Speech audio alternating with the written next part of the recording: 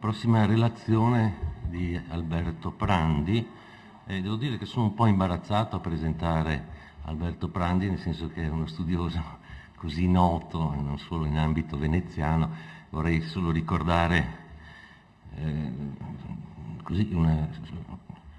la sua produzione di saggi sulla fotografia che risalgono agli anni 70, ha partecipato anche a molte riviste specializzate, ha curato delle mostre importantissime, ricordo il Veneto e l'Austria, l'Italia d'argento, storia della daguerrotipia in Italia, e inoltre tutta una serie di incarichi che ha avuto presso la Biennale di Venezia. Nel 90 per il Museo Correr si occupa proprio di archiviazioni e di progettazione di archivi di catalogazione di materiali fotografici. Attualmente Alberto insegna all'Università Ca' Foscari storia della fotografia e mi fa particolarmente piacere che abbia accolto così tutta una serie di richieste che abbiamo fatto di partecipazione ai progetti ai quali accennavo ieri, quindi da Carlo Naia fino a questo progetto. Insomma, è stata per noi veramente un compagno d'avventura prezioso. Quindi ti lascerei subito la parola. La sua relazione si intitola Venezia, le fotografie e le loro storie. Alberto è generoso, Grazie. Il titolo, devo dirlo subito, con franchezza, è una specie di passepartout, una piccola scatola vuota che ho messo perché contavo di riempirlo in funzione di questo incontro, perché è nelle intenzioni, è stato nelle intenzioni di chi l'ha organizzato ed era sostanzialmente aveva come obiettivo principale quello di cercare di costituire una soglia di fare il punto sostanzialmente e di capire se è possibile lanciare d'ora in poi una serie di iniziative che convergano attorno ad una politica che tenga di conto del bene fotografico nella sua interezza, nella sua complessità, nella sua estrema articolazione. Io non vi leggerò i miei appunti, sono una serie di considerazioni che convergono attorno al rapporto tra Venezia e la consapevolezza che Venezia ha avuto della presenza della fotografia in questa città. È un tema che mi sta a cuore e per il mestiere e per il mio lavoro e perché sostanzialmente si capisca che Venezia è una città particolare e anche nell'economia delle città italiane è una città in cui la fotografia ha una presenza, direi, esuberante e l'abbiamo visto oggi. Prima di sottoporvi le mie considerazioni direi che vale la pena che riprenda un po' l'introduzione che ci è stata presentata a questo convegno ieri. Devo dire che ieri abbiamo avuto modo di sentire una ricchissima serie di relazioni e questo in qualche modo smentisce una delle osservazioni che gli introduttori del convegno hanno fatto. Smentisce perché ha dimostrato che effettivamente della fotografia e sulla fotografia si sta ragionando con un'estrema ricchezza di temi e di filoni di indagine. D'altra parte l'osservazione che aveva guidato un po' l'introduzione del convegno, la quale diceva siamo in ritardo, mancano una serie di studi, mancano una serie di approfondimenti, è in parte vera ed è in parte dettata sostanzialmente dalla percezione che si ha di questa situazione a Venezia. Non tutte le città italiane hanno una situazione identica, non in tutte le città le situazioni italiane, si è sviluppato e maturata una serie di studi, di approfondimenti della fotografia che si equivalgono. Venezia, secondo me, ha un debito verso questo tipo di studi. Dicevo, il convegno senz'altro dovrebbe essere l'evento che sancisce che d'ora in poi della fotografia bisogna occuparsene, sapendo che la fotografia non è un episodio per Venezia. Abbiamo sentito Sara Filippin che ha fatto una rassegna degli istituti che conservano, delle raccolte, degli archivi che si trovano a Venezia, quelli che si trovano in Veneto, ma soprattutto quelli che si trovano a Venezia. Credo che per quanto possano essere sfuggiti dei fondi, e certamente sono sfuggiti, la quantità di materiale che è presente giustifichi appieno il fatto che si possa dire che Venezia è un giacimento straordinario nell'economia nazionale di questo tipo di materiale, di fotografia. Per capire un po' meglio la percezione che si è avuta a Venezia della presenza della fotografia, forse conviene che io vi ricordi alcuni episodi che riguardano sostanzialmente il rapporto o l'attenzione che è stata posta alla fotografia nel corso del Novecento. Poche cose, giusto poche coordinate, così si capisce che in effetti della fotografia si conosceva l'esistenza. Direi che partirei dagli anni 30, che gli anni 30 per Venezia sono una soglia particolarmente rilevante, perché in questi anni matura sostanzialmente la modernizzazione della città. Ricordo che nei primi anni 30 si costruisce il ponte del Littorio, si costruisce quello che è l'attuale Riva degli Schiavoni, il Piazzale Roma, il garage comunale, una grossa serie significativa di iniziative che cambia sostanzialmente, radicalmente l'immagine della città. Assieme, a questo tipo di intervento si tenta, il regime punta molto su Venezia per costituire a Venezia un nodo culturale, una presenza culturale che bilanci la modernizzazione. E che cosa fa? Mutuando dalla formula della Biennale, inizia a immaginare, a provare e anche a realizzare una serie di iniziative di impegno culturale. Nel 1932 si promuove la si chiamava la mostra di poesia, viene sperimentata la mostra internazionale di musica moderna, viene sperimentato la mostra del cinema, 1932, evidentemente poi la mostra del cinema viene in qualche modo formalizzata. Assieme a queste iniziative se ne inventano diverse e si parla di una biennale di fotografia. Nei progetti e nelle attenzioni di Venezia, e quando parlo di Venezia parlo e delle persone che a Venezia operano e si interessano dei beni culturali o comunque si interessano della cultura, e degli enti e degli istituti che a Venezia hanno un grosso rilievo rispetto ad altre città. 1932 la mostra del cinema viene istituita come manifestazione permanente. Alcune di queste esperienze, come la mostra della poesia, cadono, altre ancora oggi noi le possiamo vedere, tipo la mostra di musica contemporanea, tipo il teatro. La Biennale ha ereditato questa serie di sperimentazioni. La formula era di questo tipo normalmente. La città, il pubblico e privato diremmo oggi, sperimentava, metteva in campo, organizzava una prima manifestazione. Se questa aveva risposta, il pubblico raccoglieva. Questo è un po'. Se poi noi arriviamo negli anni successivi alla Prima Guerra Mondiale, praticamente fino agli anni 40, vediamo che l'idea della Biennale di fotografia non si perde, anzi rimane sempre una presenza latente, un progetto latente che viene sistematicamente riproposto.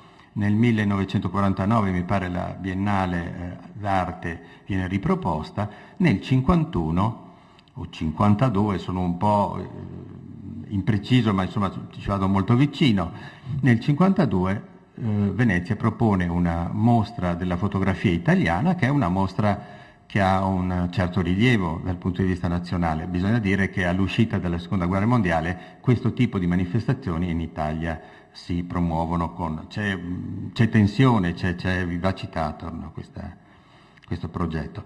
La formula è sempre quella, è una partecipazione tra il comune, l'ente per il turismo e i privati. La gondola comincia, il circolo che è attivo e vivace in questo momento è uno dei protagonisti di questa manifestazione. Passano alcuni anni e nel 1956 viene proposta la prima mostra internazionale di fotografia. È una mostra di rilievo internazionale e lo è davvero perché chi vi partecipa ha i rapporti giusti con il mercato e con i fotografi, in particolare Romeo Martinez che è l'anima di questa iniziativa con base a Venezia evidentemente. Romeo Martinez è il direttore di Camera, in questo momento è una delle riviste più dinamiche dal punto di vista della presentazione della fotografia. Nel 1959 si ripropone la seconda mostra internazionale di fotografia e a questo punto si ferma, nel senso che l'ente pubblico non è in grado o non ritiene opportuno intervenire e raccogliere e istituzionalizzare questo spazio, che peraltro come progetto rimane attivo, perché quando nel 1980 Luigi Carluccio è al 80, mi pare 82, Luigi Carluccio è in Biennale direttore del settore arti visive, prima di mancare aveva già in mano un progetto di Biennale internazionale di fotografia. È un progetto che continua a percorrere la Venezia.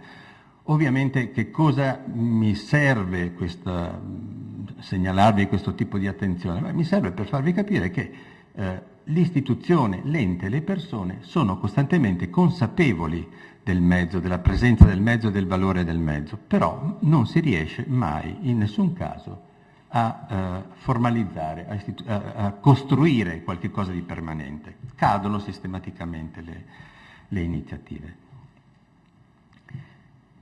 Il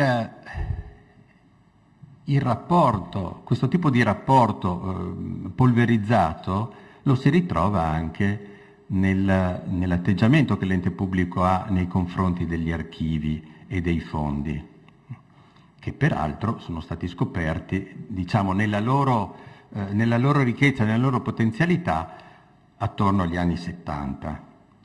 Dico così perché i fondi della soprintendenza, che sono fondi straordinari a Venezia, appartengono in fondo ad un altro universo, erano quasi irraggiungibili rispetto al fronte degli storici della fotografia che in quegli anni, a fine anni 70, si stavano formando.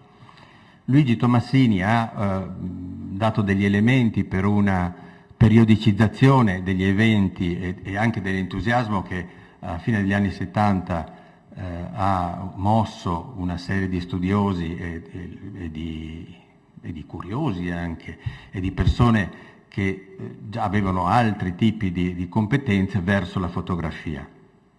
Bene, è in questa occasione che a Venezia si promuove una manifestazione che è Venezia 79, la fotografia. Tornerò su questa manifestazione perché secondo me è un nodo che incide sistematicamente sulla presenza successiva della fotografia nella città. Venezia 79 è affiancata da un'iniziativa di livello nazionale, nasce a Venezia e a Firenze, nasce diciamo in due delle città che sembrano sostanzialmente portatrici di un patrimonio estremamente significativo per quello che riguarda la fotografia, che è la fotografia italiana dell'Ottocento.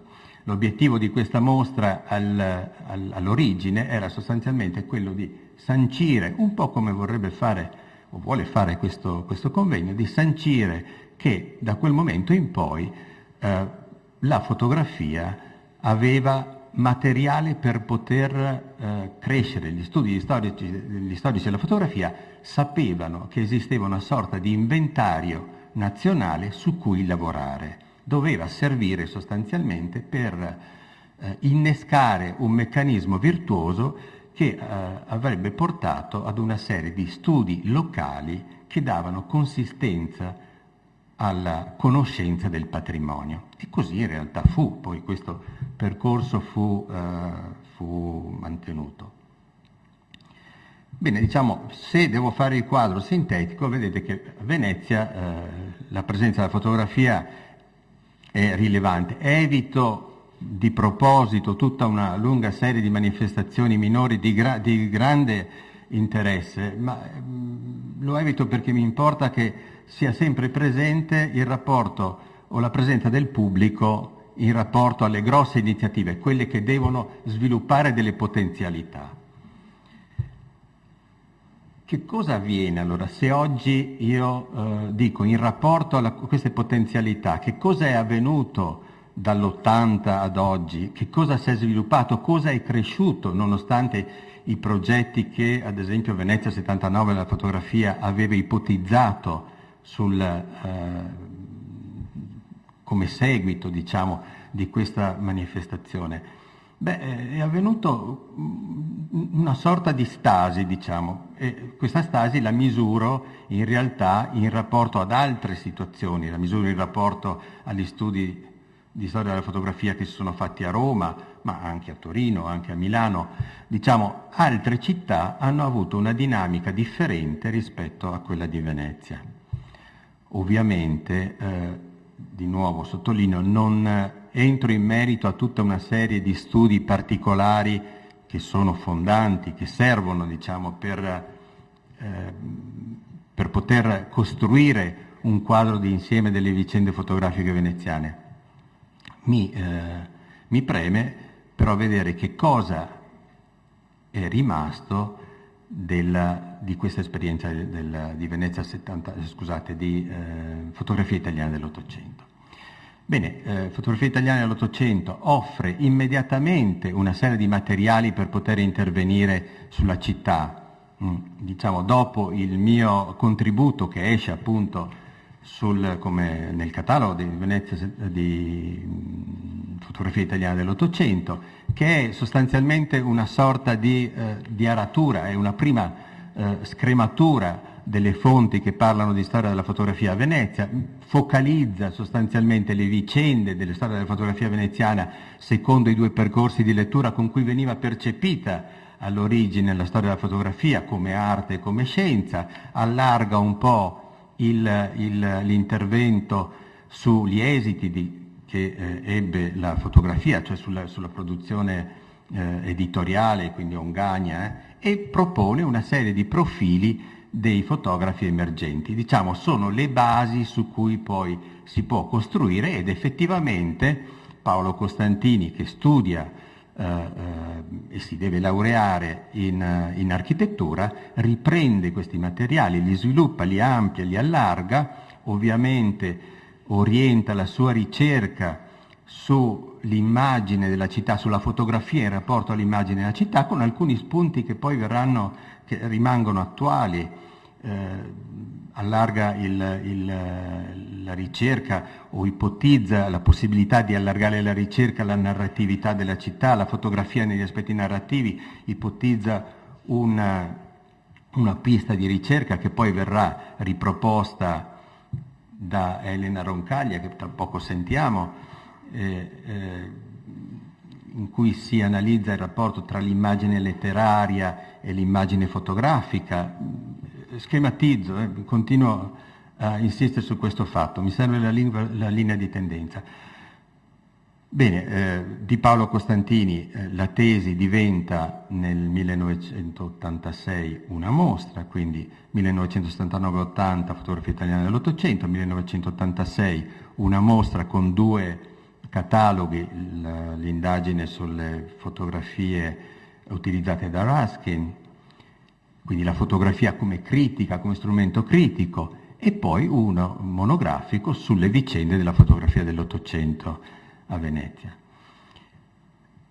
Da questo momento in poi l'unica presenza che ha interesse, o che sembra avere interesse, a valutare la storia della fotografia nel suo complesso, sembra che ci giunga dall'estero. Perché nel 1984 viene pubblicato un libro che è sostanzialmente la pubblicazione, la raccolta delle immagini che vengono attribuite mediamente a Carlo Ponti, che è entrata da 3 anni, dal 1981, nelle collezioni di Dietmar Siegert. Dietmar Siegert pubblica nel 1984 un volume che si chiama Venedig in the frühen Fotografien, Venezia nelle fotografie delle origini, diciamo così. Sono 43 immagini, queste immagini vengono attribuite a Carlo Ponti, eccetto 2 che sono firmate Bresolin. Se noi riprendiamo la filiera che è stata generata da questo piccolo nucleo di immagini, possiamo forse fare il punto dello stato, diciamo, dell'arte, della ricerca sui fondi fotografici veneziani. Passa un decennio, circa 10 anni, nel frattempo Dietmar Siegert compra un altro piccolo nucleo di fotografie veneziane e nel 1994 offre ad una impegnativa iniziativa che si tiene in Germania, a Colonia, gran parte del suo fondo. L'iniziativa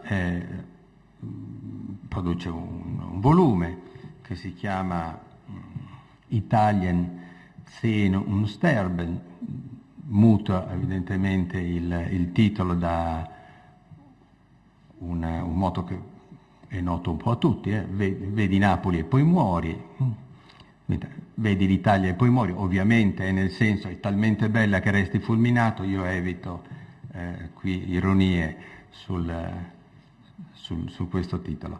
Va bene, diciamo questo fondo serve sostanzialmente per fare il punto sulla fotografia italiana del Risorgimento.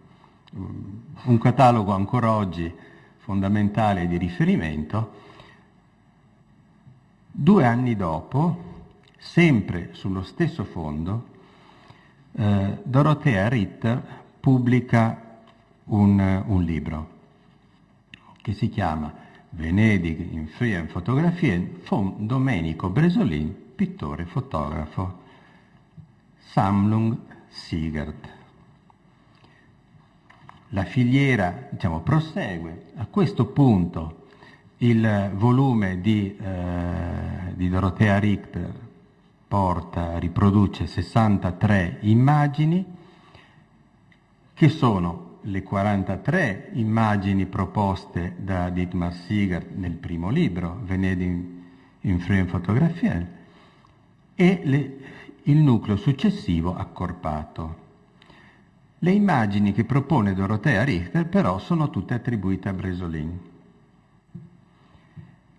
Ora, se io osservo la progressione, vedo che dall'84, cioè dal libro di Siegert, al libro della Dorothea, queste immagini cambiano sostanzialmente autore. Se io dovessi oggi attribuire delle fotografie di Bresolin, dovrei evidentemente riferirmi al libro di Dorothea Siegert. Dovrei riferirmi al libro di Dorothea Siegert semplicemente, di Dorothea Ritter, scusate, semplicemente perché questo libro non solo mi mostra le fotografie, ma anche me le descrive, me le ripertoria, perché nel tempo, vicino alla fotografia, cominciano a maturare degli strumenti che me la descrivono e mi garantiscono sostanzialmente quella contestualizzazione che mi permette di esercitare il mio lavoro, di lavorare sostanzialmente, valutare la possibilità di attribuire queste fotografie. Se osservo come e qual è il criterio con cui Dorothea Ritter e anche Sigart concorde ha attribuito queste fotografie a Domenico Bresolin, faccio un'operazione particolarmente significativa, secondo me, dal punto di vista metodologico, quello che riguarda noi sostanzialmente gli archeologi della fotografia, ecco, per capire.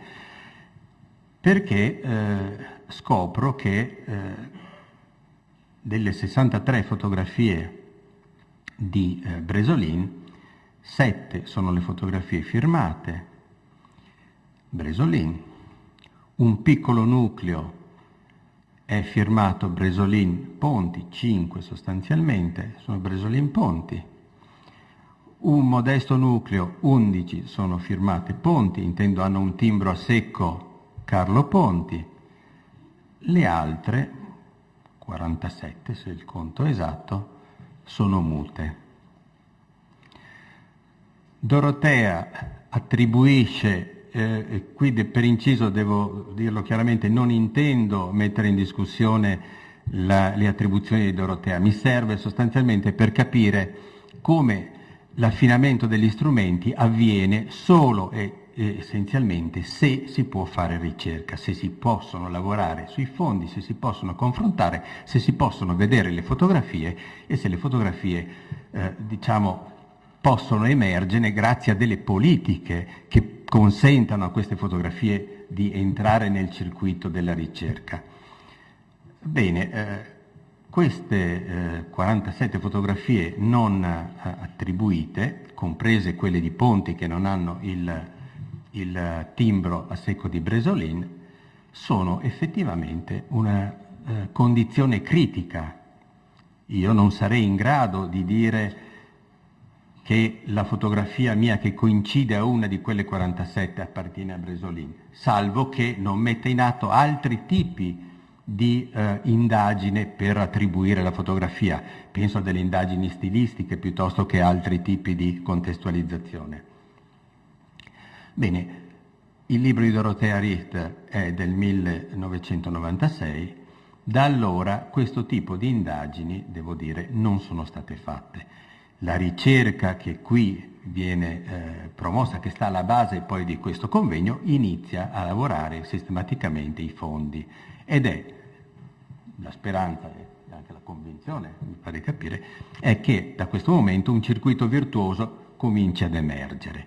Ma proviamo a capire che cosa è avvenuto in altre situazioni, perché la verità è che da altre parti, in altre situazioni, questo tipo di ricerca è proseguita, è andata avanti, ha dato dei risultati. Ovviamente io parlo per le esperienze che mi sono più vicine e quindi direi che se devo citare qualcosa cito una mostra romana perché ha alcune condizioni che fanno capire come possa cambiare le condizioni sostanzialmente di promozione della fotografia o di emersione della fotografia e nel suo ingresso nella filiera della ricerca. Penso a Roma 1840-1870, che è una mostra che è stata condotta da Maria Francesca Bonetti in Istituto Nazionale della Grafica, a cui ho collaborato io e Chiara Dall'Olio del Museo della Fototeca di Modena, del Museo della Fotografia di Modena. Bene, ecco, in questa mostra si presenta una collezione, esattamente quello che è stato fatto con le 3 pubblicazioni che io vi ho menzionato su Venezia.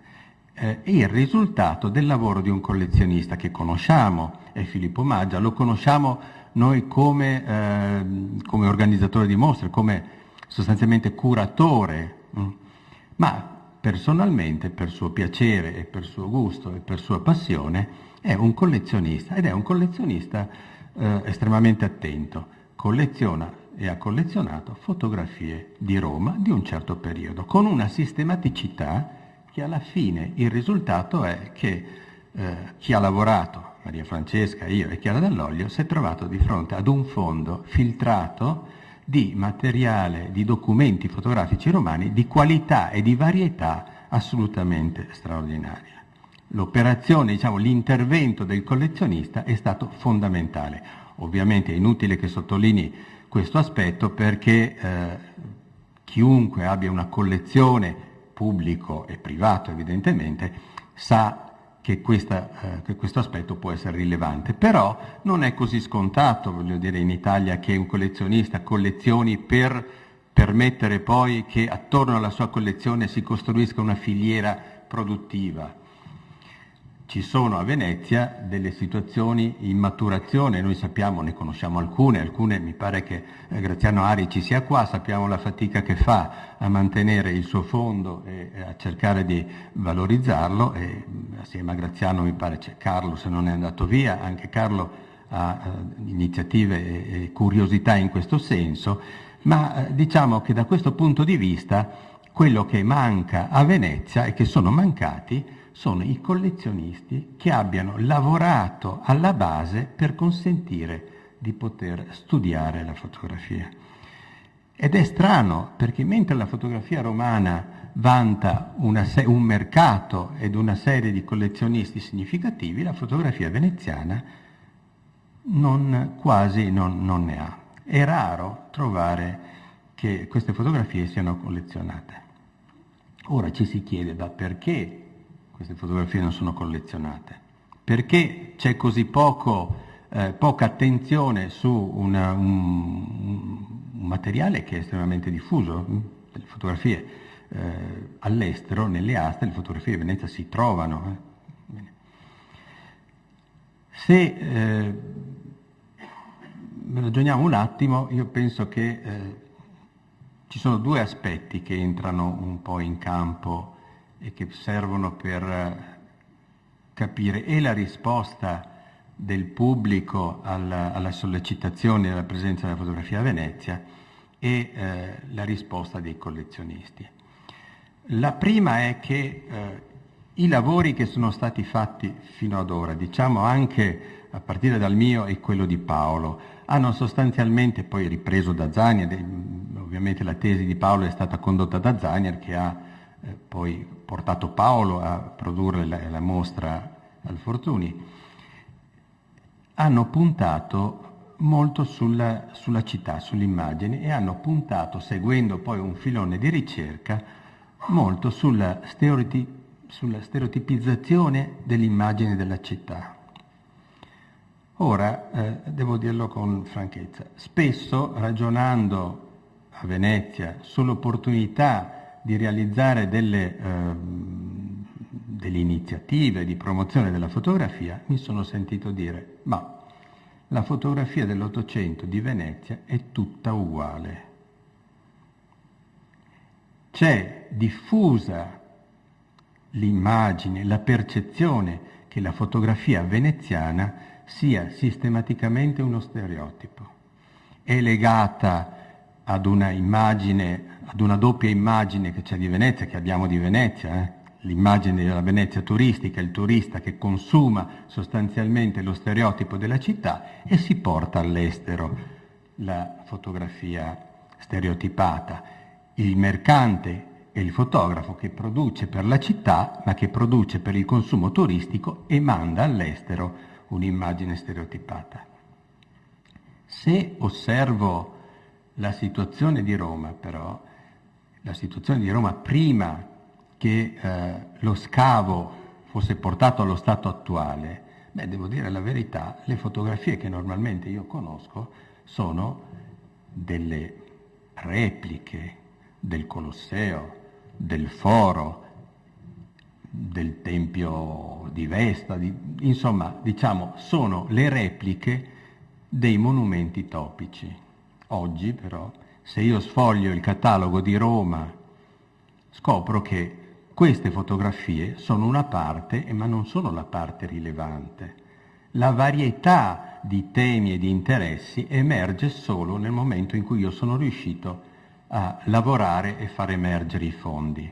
Non solo Ma se io comparo le varie fotografie, le varie riprese, diciamo le declinazioni delle riprese del Colosseo, scopro che l'impronta o l'autorialità che queste fotografie dichiarano è estremamente suggestiva. Scopro che c'è in queste fotografie non solo la riproposizione del soggetto, ma anche una reinterpretazione, la lettura del soggetto, e non c'è nulla da fare. Una situazione analoga è possibile verificarla a Venezia. Chi ha avuto modo di confrontare le fotografie di Piazza San Marco, le fotografie degli stereotipi veneziani, sa che nella varietà delle riprese si annidia una ricchezza che è tutta da studiare, da scoprire.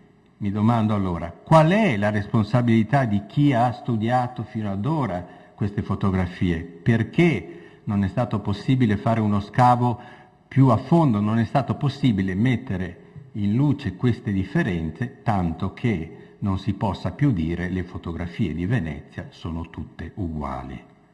Bene, io penso che la rassegna che Sara ci ha fatto dei fondi, ma soprattutto la varietà dei fondi che Sara ha elencato, da una parte gli interventi di ieri che hanno mostrato come i filoni possono essere di indagine della fotografia possono essere estremamente articolati, siano le condizioni perché questa situazione cambi sostanzialmente. E questo è l'auspicio.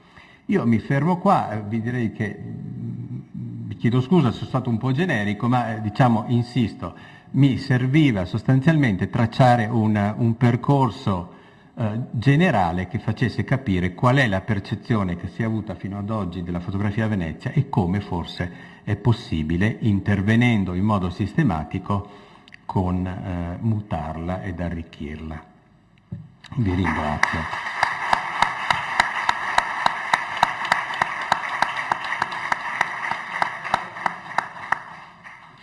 Grazie Alberto. E darei adesso la parola alla dottoressa Elena Roncaglia che dopo essersi laureata con me ha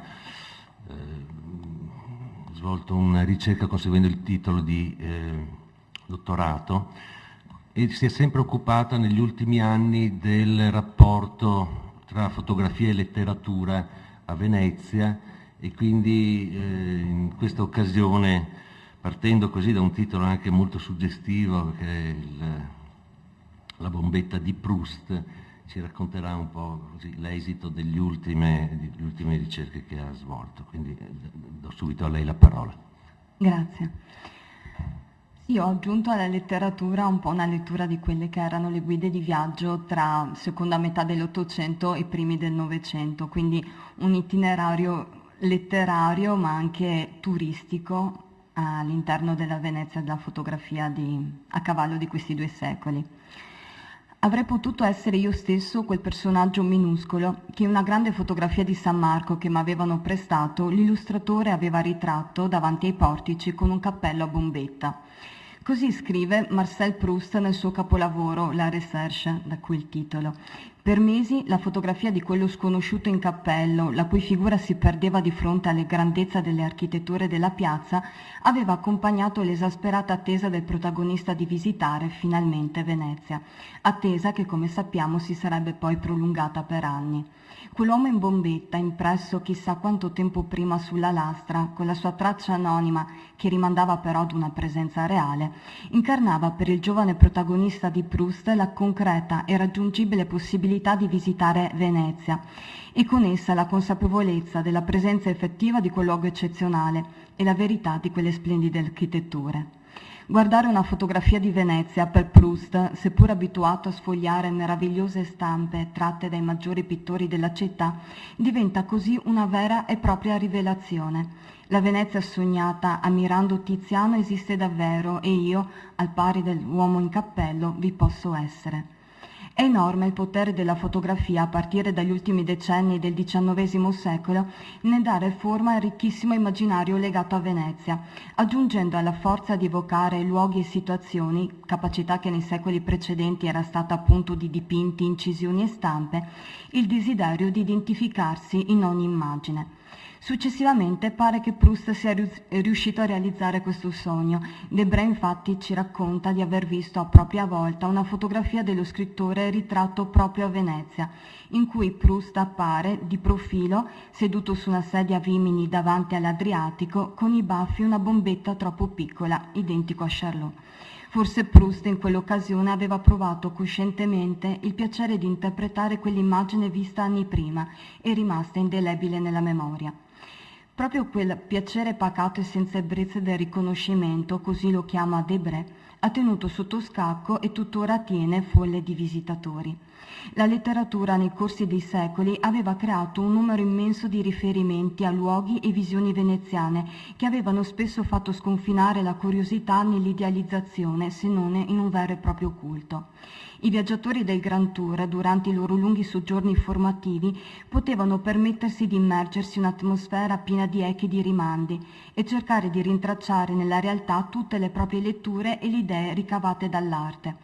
Ma un viaggiatore del XIX secolo, nell'epoca della nascita del turismo di massa, aveva più di ogni altra cosa bisogno di selezionare e di ordinare quella moltitudine di opportunità e di alternative per riuscire a condensarla nei pochi giorni a disposizione.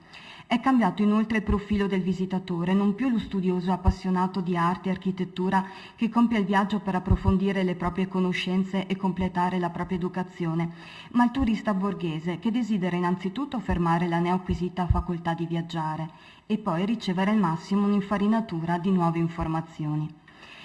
Era necessario quindi affidarsi a quelle che vennero definite da Henry James, raffinato e coltissimo viaggiatore nonché grande appassionato di Venezia, terribili pagine a righe fitte, vale a dire una guida di viaggio che aiutasse a soddisfare i desideri e le vaghe aspettative formulate nel corso di mesi se non di anni e indirizzasse, risolvendo il dilemma della scelta, verso tutti i luoghi e gli scorci indispensabili in un soggiorno veneziano.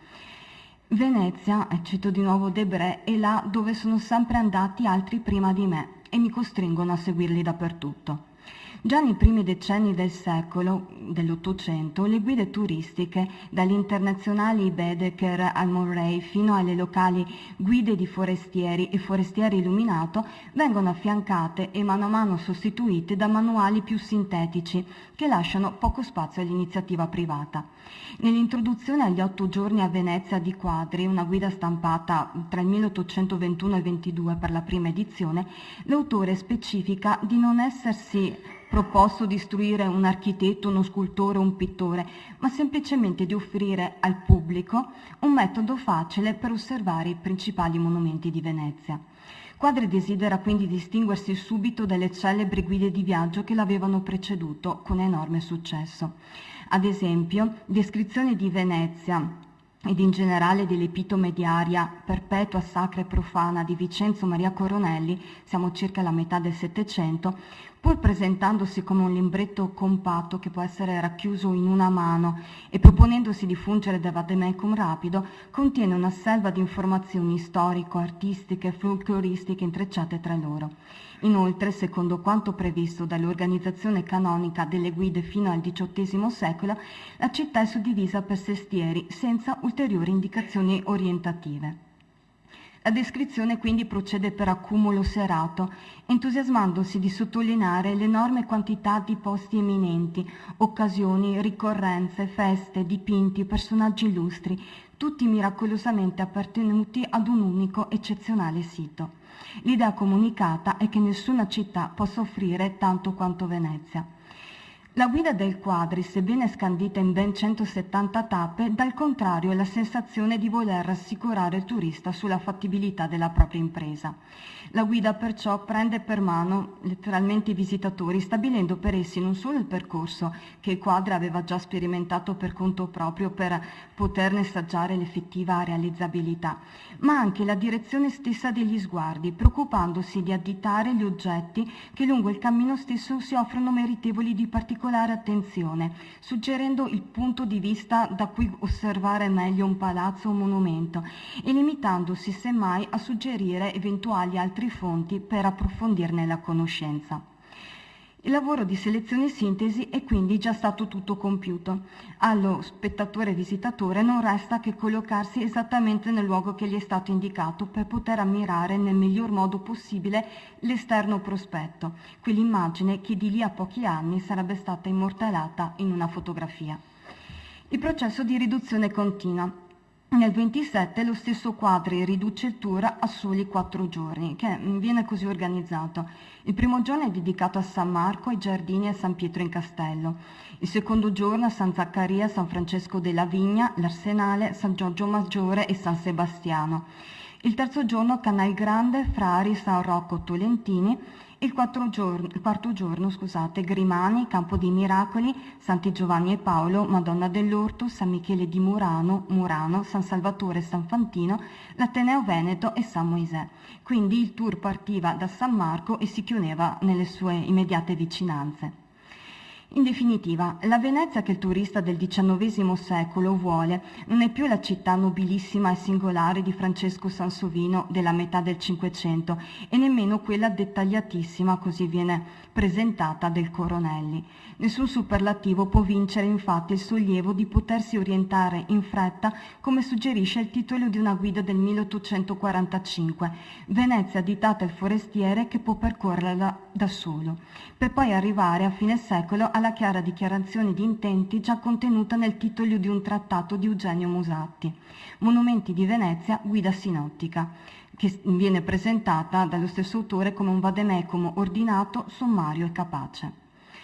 L'Ottocento è anche il secolo in cui significativamente si progettano e in parte si realizzano varie idee per la semplificazione urbana della città, che sottintendono la volontà, a partire dalla dominazione austriaca, di rendere Venezia, nei limiti delle possibilità geomorfologiche della città, più simile possibile alle altre città ottocentesche. Quindi, collegata all'esterno attraverso le vie di comunicazione rapide, provviste di arterie pedonali dirette e a partire dall'annessione al regno di passeggiate e di giardini pubblici per la nuova borghesia unitaria. A partire da questo periodo si tenta di compiere un salto di qualità nell'organizzazione di servizi turistici, la maggior parte dei quali comincia a essere regolarizzata dal comune per contenere il fenomeno crescente dell'abusivismo, offrendo trattamenti all'altezza del mercato del turismo internazionale. L'artigianato del turismo è diventato quindi ormai un'industria, consapevole che il miglior modo per ingraziarsi il cliente è quello di semplificargli il più possibile la vita. Interpreti, guide commerciali, divise, tariffe prestabilite dal municipio. E proprio in questa epoca nasce a Venezia la produzione e il commercio di fotografie con vedute della città e di album in cui raccoglierle, i celebri souvenir di Venezia. Gli atelier e negozi di fotografi presto diventarono stabilmente parte del paesaggio urbano. Come è noto, Luigi Sormani Moretti, prefetto di Venezia, fissa nel 1854 l'inizio dell'epoca della fotografia da studio in città, definendola come una ragguardevole e non prima sperata fonte di lucro, che travalica i confini della città smerciando nei centri artistici più importanti del mondo civile, con ritratti, vedute, studi e riproduzioni di più pregiati dipinti, statue ed ornati. A partire dagli anni 70 le stesse guide di viaggio sostituiscono il tradizionale paragrafo di indicazioni delle rivendite di stampa con una lista di atelier fotografici. Chi veniva a Venezia, dai cultori dell'arte agli sposi in luna di miele, portava a casa la propria scelta di vedute, di cui prima parlava il professor Alberto Prandi, che ritraevano quei monumenti tra i quali, ai pari dell'uomo di Proust con il cappello a bombetta, avevano soggiornato. Gli album poi venivano conservati come cimeli di fotografia di famiglia, anche se non sempre venivano accolti con entusiasmo. In letteratura non mancano, da James a Fontaine, descrizioni di serate infinite in cui gli ospiti venivano obbligati a far girare le fotografie per compiacere il padrone di casa.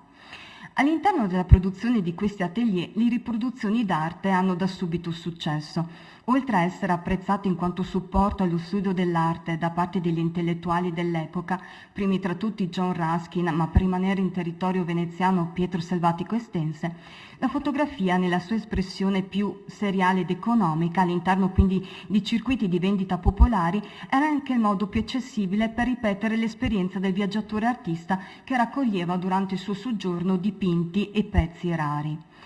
James ci dà un suo racconto del 1870, Compagni di viaggio, un gustoso quadretto, in cui si narra di una turista americana che ha fretta di correre a comprare la riproduzione fotografica di ogni quadro sia capace di strappare un'esclamazione di stupore.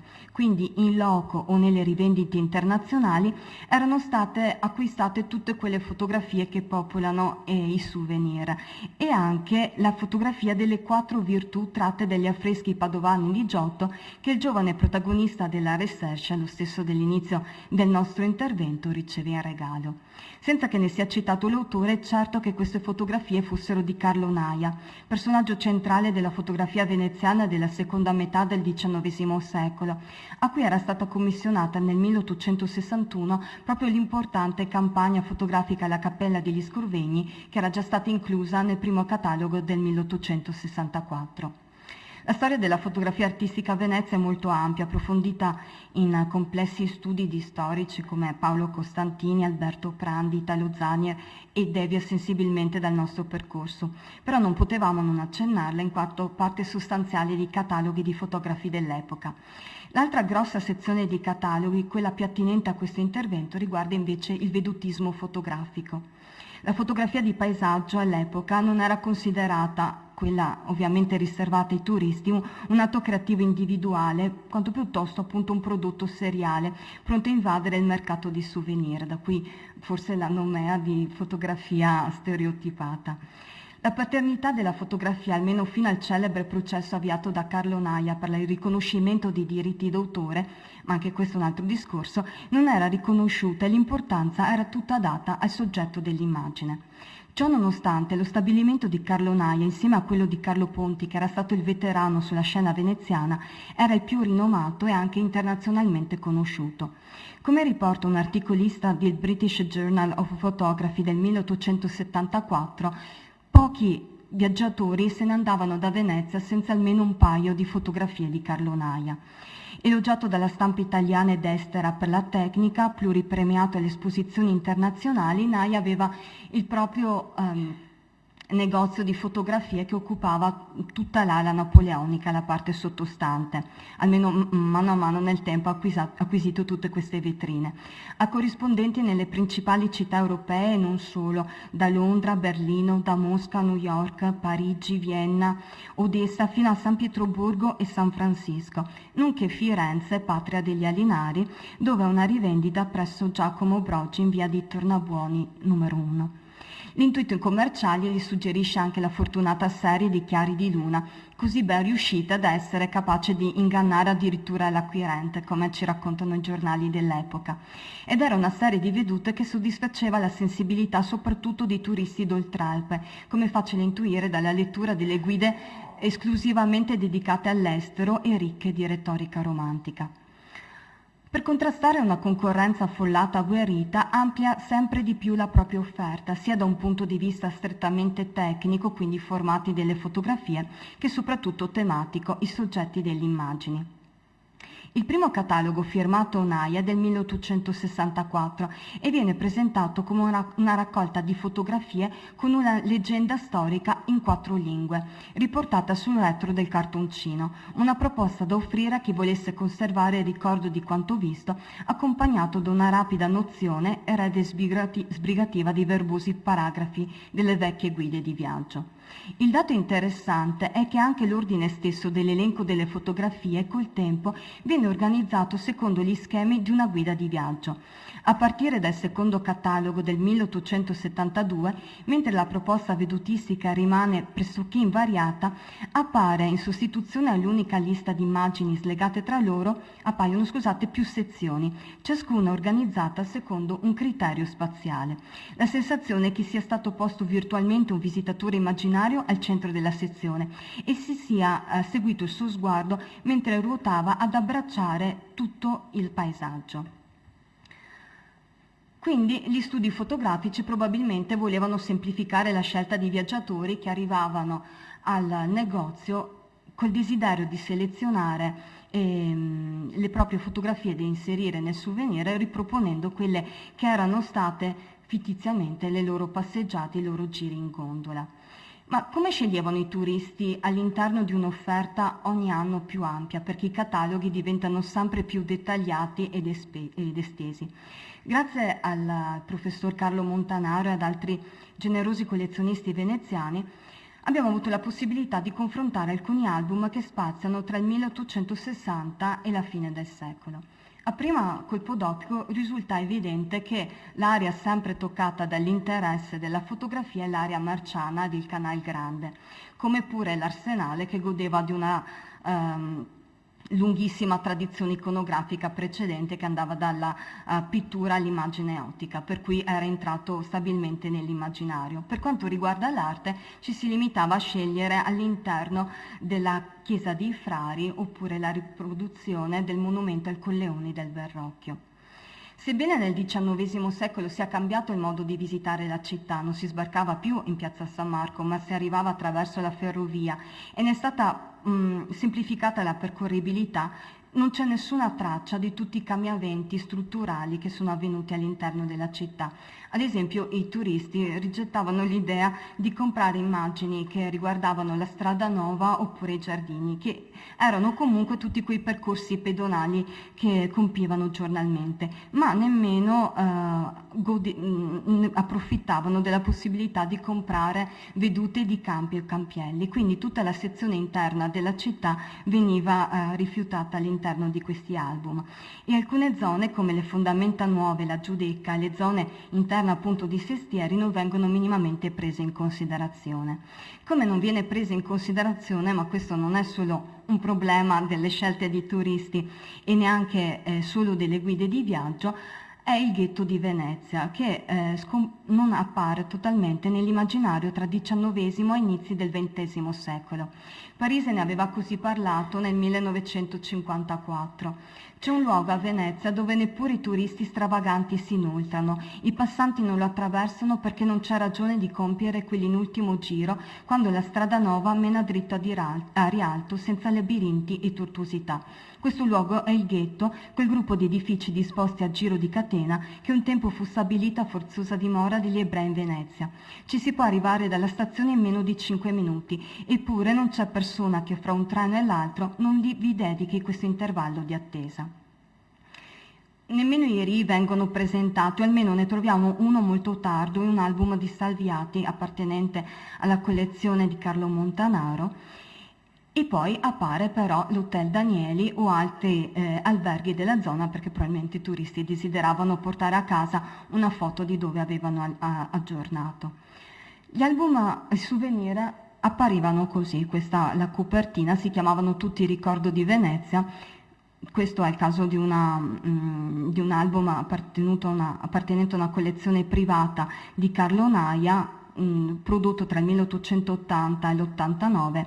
Lo capiamo da quelli che sono i numeri civici riportati all'interno. Nella prima pagina il fotografo presentava tutte le sue credenziali, quindi il proprio indirizzo, i propri scopi commerciali, ma anche quelli che erano stati i riconoscimenti internazionali e quelle che erano appunto quella che era appunto la propria produzione, quindi la parte artistica e poi i dipinti e la quantità del catalogo. Questa invece è una didascalia tipica che appariva fuori, nel retro di ogni fotografia, quindi una brevissima, succinta descrizione artistica in 3 lingue, in questo caso francese, tedesco e inglese. Italiano no, perché probabilmente i turisti italiani non compravano questi album così tanto. Come appariva un album fotografico? Allora, la prima veduta solitamente era questa dell'area marciana. Poteva essere riprodotta in vari modi, qui non c'è l'impronta dell'autorialità, perché mano a mano che una lastra si deteriorava veniva sostituita da un uguale punto di vista. Un'altra immagine immancabile era quella della veduta di San Giorgio attraverso le colonne della piazza, che poteva apparire anche in una versione colorata. Questa è un'albumina di Antonio Perini, di un album appunto di Perini del 1884, sempre appartenente alla collezione di Carlo Montanaro. Frontale di piazza San Marco, questa invece è un'albumina colorata da Bertoia. E poi solitamente la visione della salute dal campanile. Tutte queste fotografie sono tratte dall'archivio Turio Bem. Per quanto riguarda il Canal Grande, la veduta principale e più gradita era quella che andava dal ponte dell'Accademia, quindi a prendere quello che è l'attuale Istituto Veneto. Raramente la vista, la prospettiva inversa. I palazzi, Rezzonico, Giustiniani e Foscari, la Cadoro, l'Arsenale e il ponte di Rialto. E poi naturalmente l'albergo nel quale eventualmente i turisti avevano soggiornato. Eppure la produzione fotografica veneziana tra XIX e XX secolo non è per nulla noiosa e scontata, come le scelte dei suoi acquirenti fanno pensare, anzi è piena di inventiva nel rinnovare la rappresentazione di quegli stessi itinerari ormai descritti come in pittura, come in letteratura, come nella scrittura di viaggio migliaia e migliaia di volte. Carlo Nai, ad esempio, all'interno del suo catalogo si emancipa da questo tipo, questo fa parte delle scelte classiche, quindi Camposanti, Giovanni e Paolo, ma Carlo Nai appunto si emancipa da questa descrizione della città, scegliendo ad esempio queste visioni a pelo d'acqua che simulano molto una visione della città meno vedutista e tradizionale, ma più simile allo sguardo appunto di un visitatore. Anche questa fotografia in cui si ha la sensazione di poter passare sotto il ponte. Per non parlare degli splendidi album di fine secolo di Ongania dedicati ai rii e canali di Venezia. E proprio con un'immagine tratta da questi album chiudo il mio intervento. Un'immagine tratta da calli e canali in Venezia e isole della Laguna, riprodotta da un album conservato alla Biblioteca Marciana, in cui vediamo che la prima parte appunto è occupata dal paesaggio urbano del Palazzo del Consiglio, del Palazzo dell'Archivio, ma poi l'occhio del fotografo scavalca immediatamente tutta questa struttura per espandersi sulla distesa piatta della laguna. La linea dell'orizzonte in questo caso si colloca molto in alto rispetto alla consuetudine, appunto la fascia del cielo è sottile in confronto a quella terrestre che è bipartita fra paesaggio costruito e paesaggio naturale. Questa è la laguna che va a esplorare Hermann Hesse nei primi anni del nuovo secolo, il mondo primigenio nel quale lo scrittore scopre i colori che poi l'avrebbero aiutato a comprendere la grande pittura veneziana. Finora l'aspetto artificiale e culturale di Venezia aveva prevalso, ora al limitare nel Novecento si apre questa nuova esplorazione, forse una diversa sensibilità, forse anche l'apertura di nuove rotte turistiche, ma anche una riscoperta della tradizione veneziana che arriva fino alle radici. Insomma, tutto questo dà modo di avere rotte più genuine e intatte anche nella riproduzione fotografica. Ed è proprio in questi luoghi che si manifesta, alle soglie del Novecento, la possibilità di allontanarsi dalle abitudini visive e riacquistare la facoltà di cogliere una visione inaspettata.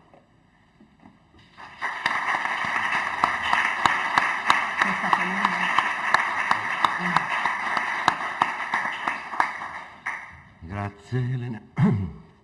E adesso do a me la parola, mi modero. E così nell'arco di questi 20 minuti, poco più, vorrei così raccontarvi un percorso che poi è quello che ho fatto a partire fin da moltissimi anni fa all'interno di un progetto di cui era responsabile scientifico il professor Brunetta, che era un progetto sulla visione popolare promosso dal CNR. Quindi oggi vorrei cercare di tirare le fila di tutta una serie di aspetti che avevamo considerato per arrivare ovviamente poi a quello che sarà il tema centrale, e cioè l'utilizzo della fotografia in modi particolari che sono legati all'ottica.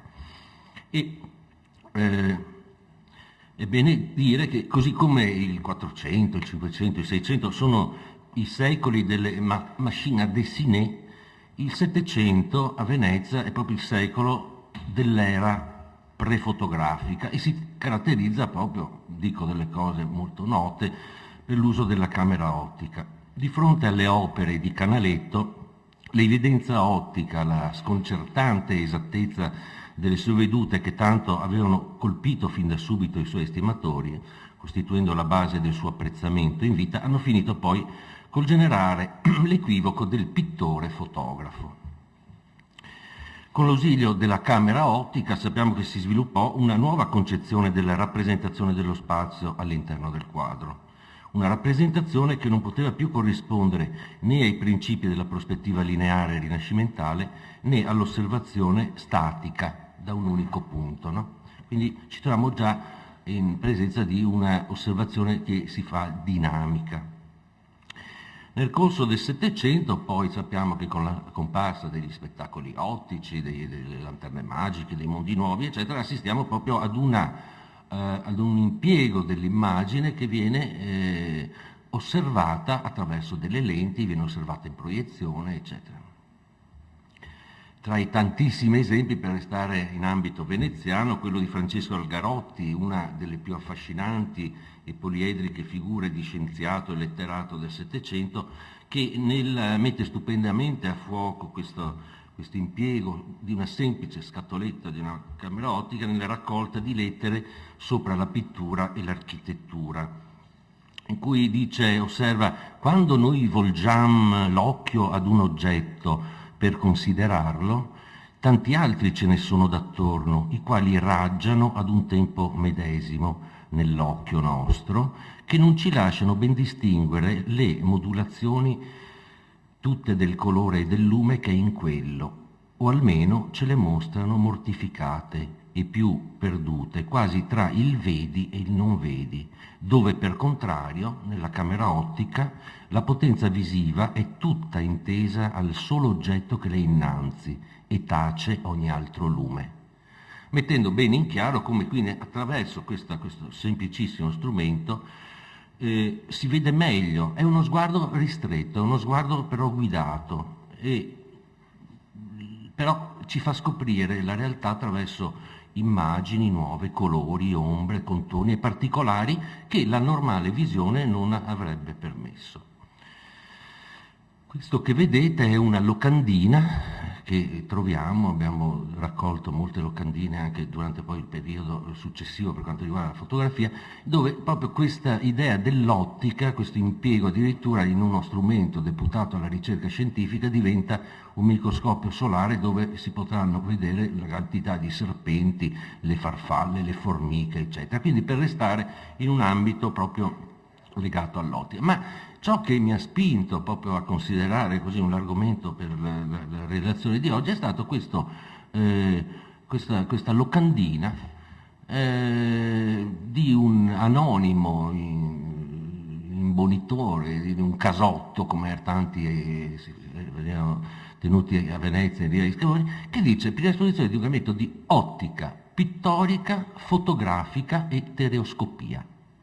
Allora, qui chiaramente si mette l'accento proprio sul fatto che si tratta di ottica, di pittura, di fotografia e dell'evoluzione della stereoscopia. Quindi troviamo proprio un impiego all'interno di questi casotti e possiamo dire che l'ottica irrompe sulla scena dello spettacolo e addirittura appunto questi strumenti trovano una specie di commistione all'interno delle pratiche spettacolari che si tenevano a Venezia.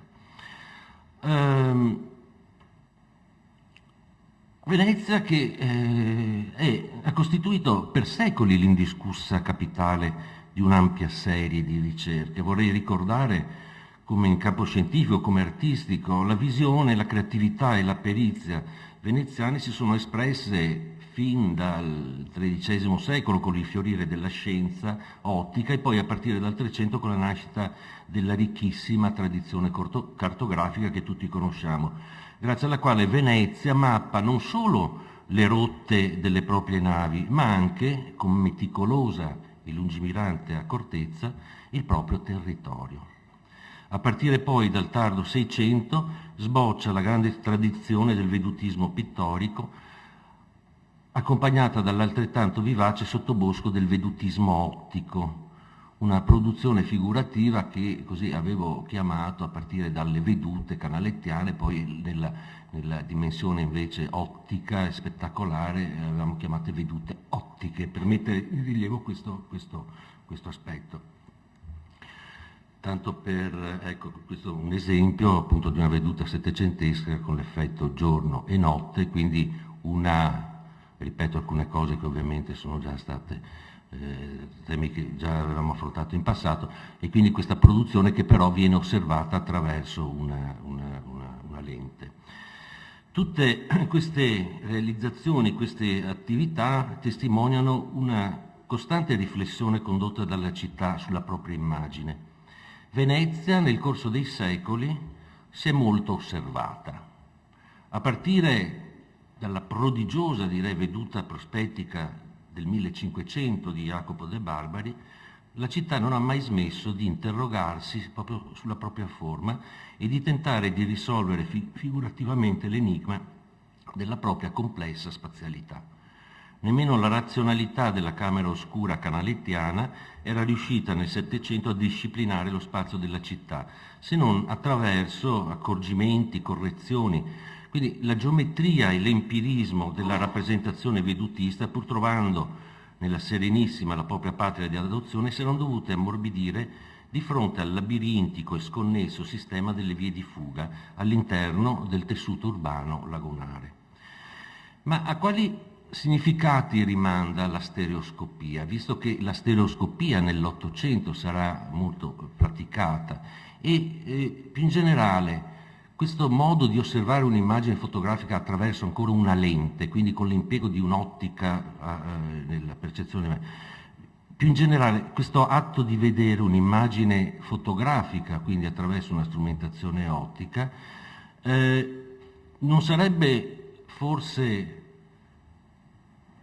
non so, io avevo proposto un termine come fotoscopia, ancora per la mostra che c'era stata nel catalogo L'acqua e la luce, proprio per distinguerla dalla normale osservazione di una foto. Quindi questo sistema stereoscopico indica una visione artificiale che si frappone tra l'occhio e la fotografia, per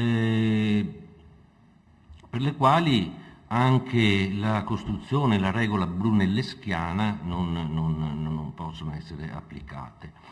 E soprattutto in un testo, poi sappiamo, dell'americano Oliver Wendell Holmes, alla metà dell'Ottocento, sull'Atlantic Monthly, questa rivista americana, e che troviamo un'attenta riflessione proprio sui cambiamenti portati dalla stereoscopia nel sistema della visione.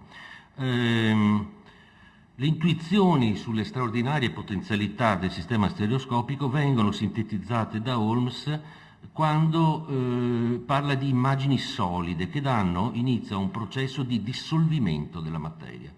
L'immagine stereoscopica quindi dissolve la materia. Dire questo a Venezia è importante perché pensiamo a quante fotografie vengono scattate a San Marco in questo momento, quante fotografie vengono scattate, e quindi il palazzo, la basilica non sono che delle matrici che generano immagini. Infatti Holmes dice: d'ora innanzi la forma divorzia dalla materia. Esiste sì la realtà, ma è una realtà che esiste solo in quanto fotografata, e questo è una riflessione che fa proprio non appena la stereoscopia nasce. Questa sostituzione poi della realtà con l'immagine si lega in maniera forte al mito della creazione di un luogo di tutti i luoghi, o forse il non luogo della moderna civiltà dell'immagine, in cui la presenza diviene possibile solo grazie alla riproducibilità tecnica. La fotografia quindi dell'Ottocento, prima di sviluppare un linguaggio proprio, sappiamo, ha cercato di stabilire legami con la precedente tradizione pittorica e grafica, proprio per sfruttare a suo favore le medesime composizioni, i generi, le modalità rappresentative, eccetera. A Venezia il fabbricatore di strumenti ottici e fotografo che maggiormente contribuì alla ricerca della resa tridimensionale dell'immagine fotografica è sicuramente Carlo Ponti, i cui rapporti, mi fa piacere dirlo proprio in questa sede, con l'Istituto Veneto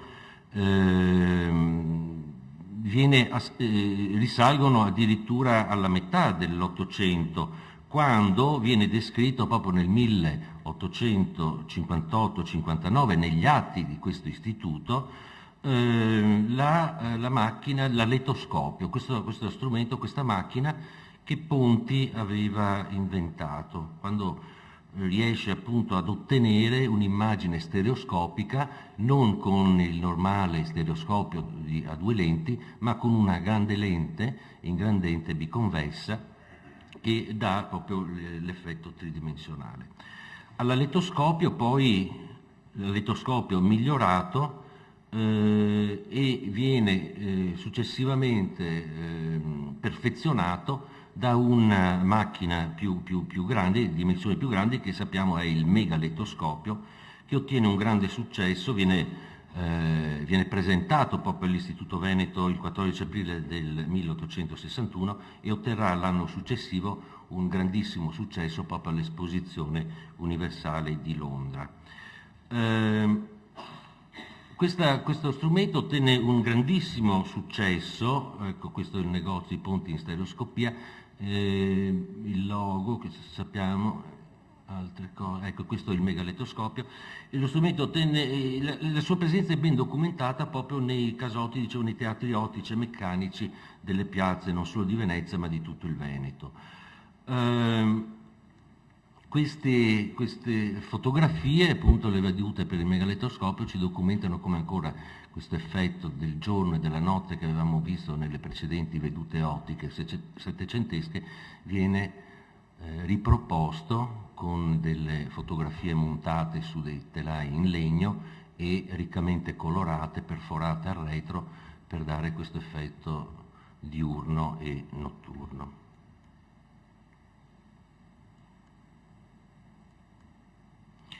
Ecco, ma per passare così in rassegna quelle che possono essere anche gli altri impieghi di tipo fotoscopico, come ho detto, bisogna sicuramente citare anche le lanterne magiche e le immagini in proiezione, che tra l'altro sono fotografie spesso con interventi pittorici, come potete vedere in questi esempi,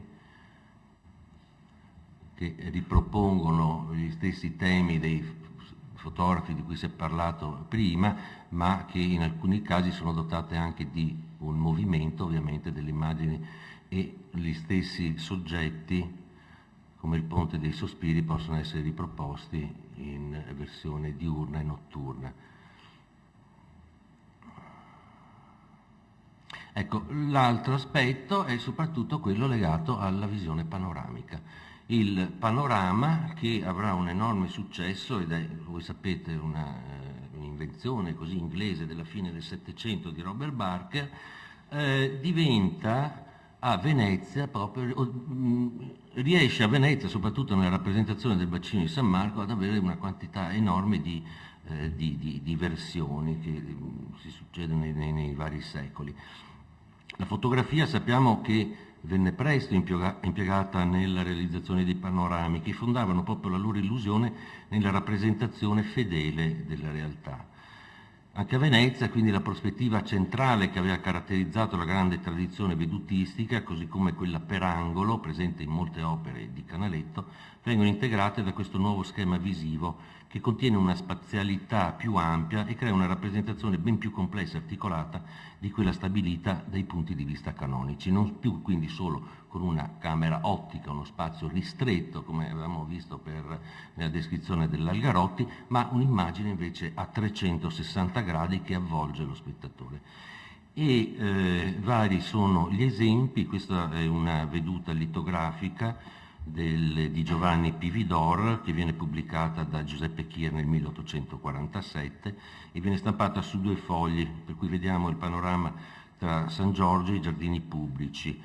In questi anni siamo alla metà dell'Ottocento, la fotografia insomma già è nata, e però con tecnica litografica troviamo vari esempi. Pensate che questa di Pividor fa parte di una raccolta di vedute, Souvenir di Venise, che ne comprende ben 82.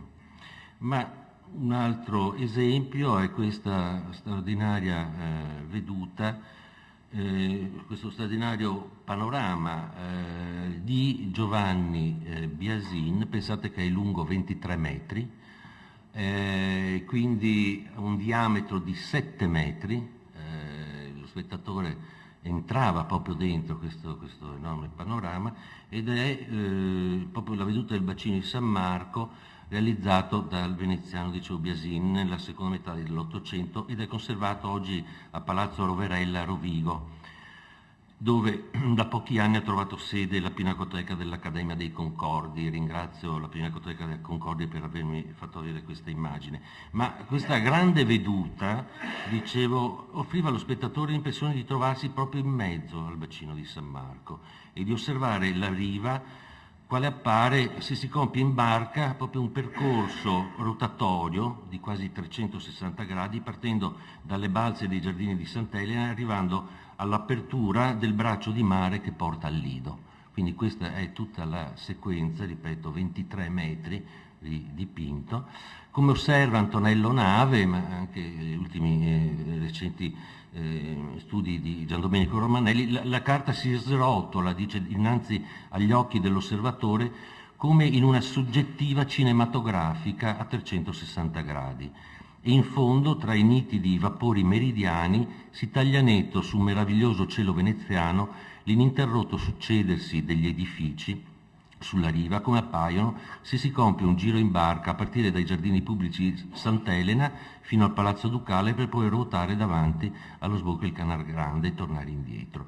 Si tratta quindi di un panorama, o qualcuno dice un diorama dipinto, che ha anche così un valore documentario sulla vita veneziana, la quantità di queste imbarcazioni. Qui vedete la firma dell'autore sulla poppa di questa nave, e dove, ecco, ci troviamo davanti a Palazzo Ducale per proseguire poi fino al Lido.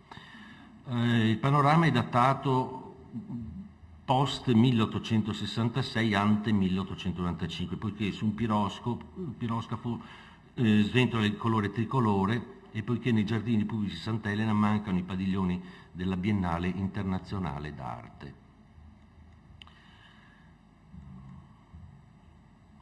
Ecco, sappiamo che proprio ben presto anche le proiezioni fotografiche divennero alla base per la preparazione dei disegni delle stampe panoramiche, e quindi oltre a questo impiego noi abbiamo una produzione di immagini che abbracciavano un orizzonte molto ampio, esteso, molto circolare, direttamente finalizzato alla realizzazione di questi panorami. La fotografia in formato panoramico poteva essere ottenuta mediante due tecniche diverse: o l'accostamento di fotogrammi per formare un'unica immagine, oppure dal procedimento dall'evoluzione, diciamo, delle stesse fotocamere. L'invenzione di questi apparecchi quindi fornirono delle lastre in un formato già panoramico. Ecco qui, questa è una mappatura poi dei vari percorsi.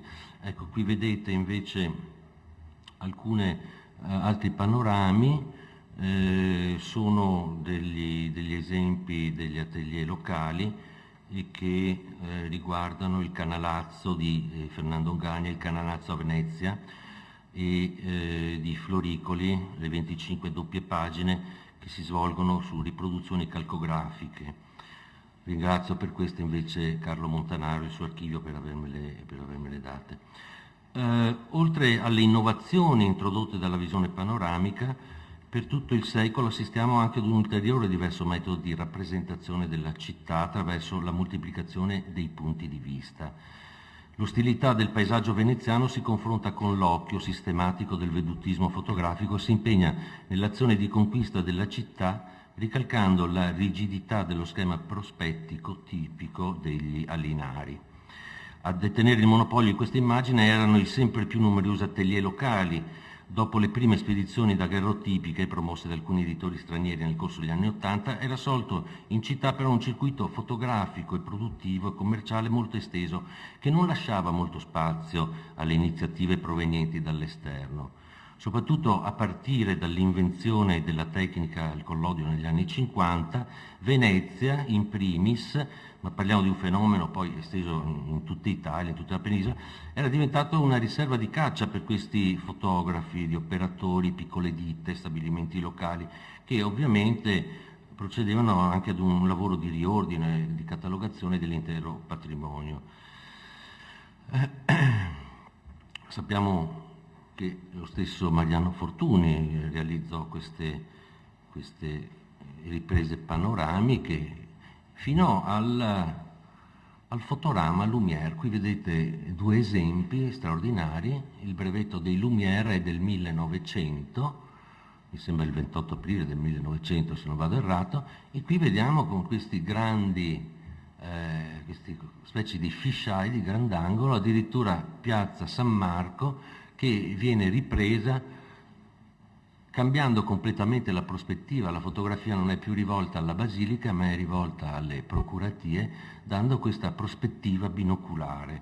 Questi fotorami quindi si inseriscono proprio in una produzione che sappiamo dei Lumière, con le prime vedute della città. Si preoccupò di riprendere non tanto delle scenette così fatte eccezionali, scenette di vita quotidiana, ma così la vita nel suo fluire quotidiano. Si caricano quindi questi fotorami, queste fotografie del 1900-1901, si collocano all'interno di questa attività dei primi operatori che avevano appunto una ormai mutata condizione dell'occhio, che non era più quello ottico fotografico, ma sarà quello fotocinematografico. L'enorme emozione che suscitavano all'epoca queste immagini rimandano alle considerazioni che facevo all'inizio sull'Algarotti, sul rafforzamento della percezione visiva legato all'uso di uno strumento ottico. E a questo punto, più di un secolo dopo, possiamo ribadire che anche per le vedute Lumière il fatto stesso che un qualsiasi oggetto, personaggio o ambiente fosse estrapolato dalla realtà circostante, mostrato nella sua unicità, esaltato poi dallo stesso ingrandimento fotografico, consentiva di vederlo con altri occhi, di porvi quindi una particolare attenzione che era appunto quella di un'immagine ancor più dinamica, ancor più in movimento. Si tratta ovviamente in questo caso di una forma inedita di vedutismo, in quanto agli effetti di realtà conseguiti attraverso tecniche spettacolari fino a quel momento viene ad aggiungersi ora l'illusione ovviamente del movimento. Vedutismo dinamico quindi, ma che suppone una continuità tematica con la tradizione precedente, in quanto fa ancora una volta della città il suo soggetto di rappresentazione privilegiato. La città quindi come topos iconografico, dotato di una forte valenza tematica, ricorrente in questa tradizione, viene a costituire un elemento di continuità all'interno della cultura visiva fotocinematografica. La nuova città può essere colta ora solo attraverso l'esperienza del frammento, che il nuovo mezzo cinematografico sembra poter soddisfare. I Lumière in tal senso rappresentano proprio la città moderna, il movimento, una realtà dinamica che necessita perciò di un quadro compositivo inedito. A differenza della visione a 360 gradi totale dei panorami, in cui in un solo sguardo o insomma deambulando, girando, si poteva abbracciare un po' un surrogato perfetto della città, il cinema dei Lumière, erede della fotografia, ha sì il mondo come scenario, ma un mondo che si compone di una miriade di visioni parziali, che esibisce la sua complessità e pluralità. Alla visione panoramica si sostituisce, con l'invenzione dei Lumière, una visione caleidoscopica della realtà. Grazie.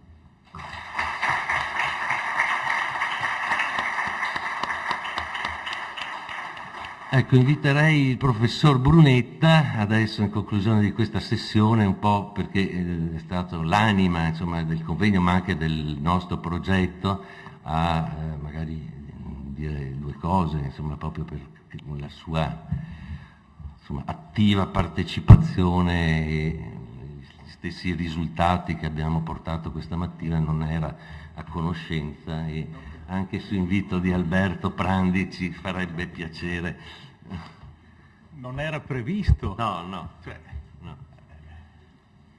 Devo dire, come molti dei presenti, sono rimasto affascinato dalla ricchezza di materiali nuovi che sono arrivati, grazie soprattutto al lavoro sistematico e a tutto campo di Sara Filippin, delle cose di Alberto Zotti. Ero al corrente perché lavoriamo insieme sul precinema da molto tempo, ma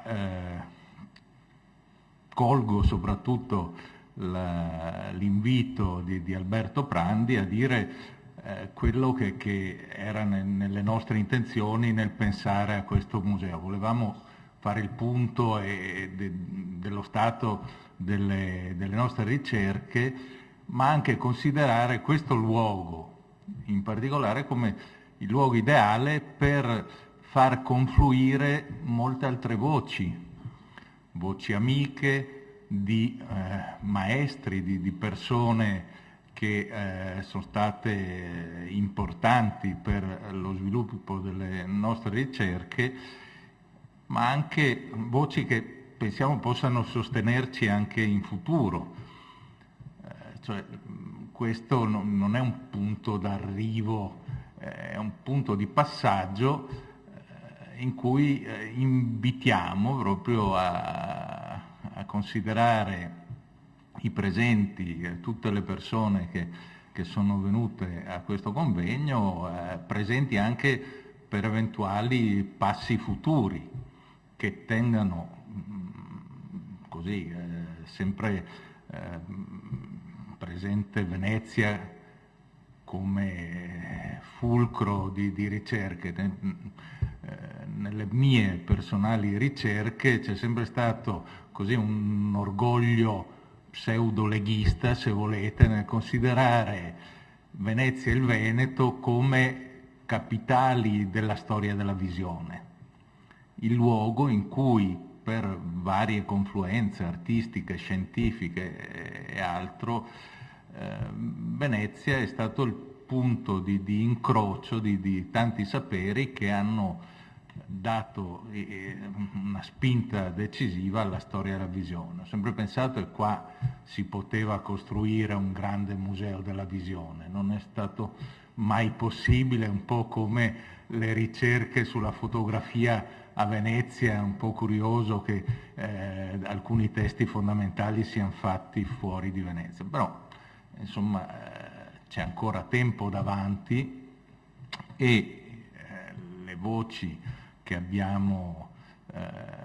così coinvolto in questo convegno ci confortano abbastanza sul fatto che il terreno in cui ci siamo mossi e vogliamo muoverci non è un terreno che vuol mantenere le coordinate esistenti, è un terreno in movimento in cui noi vogliamo godere di una rete neuronica, diciamo, scientifica allargata, farci aiutare, dialogare con più voci possibili, tenendo sempre una barra che vuole considerare possibile una ricerca che ha Venezia come nostro luogo, come nostro laboratorio ideale. Per cui considero, e così domani non lo dirò più, insomma, saluterò, considero proprio questo convegno come un punto di verifica e di dialogo che poi è più virtuale che reale con molte persone, ma anche un convegno che vuole essere un punto di fondazione, di incontro importante per noi di chiarimento e di chiamata a raccolta e di messa in piazza o sul tavolo del massimo di problemi possibili. Vogliamo non semplificare le cose, ma forse complicarcele, ma appunto siamo ben contenti che molte delle persone qui presenti che abbiamo chiamato non sono mai state spaventate dalla complessità e dalle grandi avventure, e quindi ci conforta anche la loro presenza, ci conforta il sostegno dell'Istituto Veneto, insomma, e speriamo che le istituzioni ci aiutino in futuro, perché noi appunto intendiamo andare avanti. Grazie.